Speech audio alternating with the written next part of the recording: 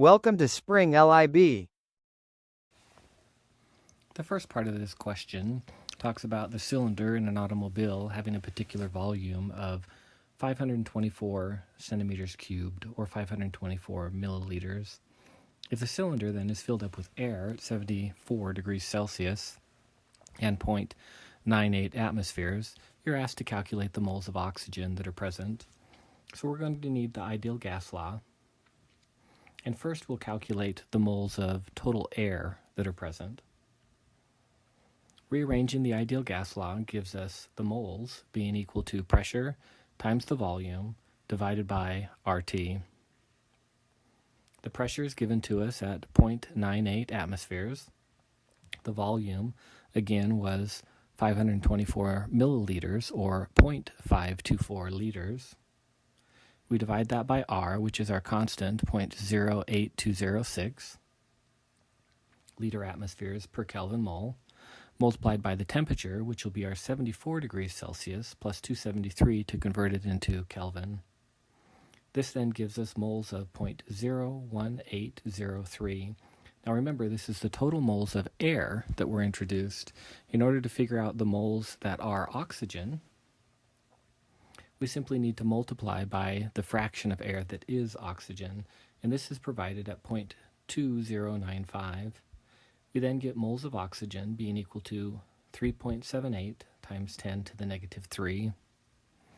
Knowing that these are the moles of oxygen that are available for one combustion that occurs inside of the cylinder, you are asked to calculate the grams of octane, C8H18, that can be combusted from this quantity of oxygen.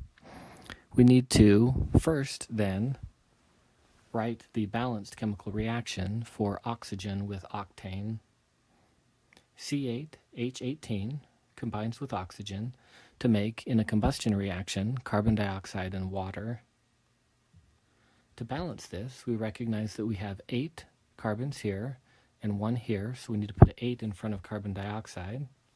We then have 18 hydrogens and 2 hydrogens, so we need to put a 9 in front of the water. Now we have 8 times 2 is 16, plus 9 more is 25. We have 25 oxygens. So to get 25 oxygens out of 2, we need to multiply 2 by 25 halves. This, however, is not an appropriately balanced chemical equation, although it is balanced because it has a fraction in it. To remove the fraction, we'll multiply everything through by 2. Multiply octane by 2, multiply the 25 halves by 2 to get 25, multiply 8 by 2 to get 16, and then multiply 9 by 2 to get 18. Now it should be balanced, and we know the appropriate stoichiometry for our calculation of the grams of octane that can be combusted with the moles of oxygen we just calculated. This will then be a conversion calculation. We have the 3.78 times 10 to the negative 3 moles of oxygen. Knowing the moles of oxygen and the stoichiometry of the balanced chemical reaction between oxygen and octane, namely 25 to 2, we can convert the moles of oxygen into the moles of octane that can be combusted. Dividing by the 25, multiplying by the 2. Once we have the moles of octane, we can then use the molar mass of octane to calculate the grams of octane that can be combusted. So you'll need to look up or calculate the molar mass of octane, C8H18, which is 114.25 or 23 per mole.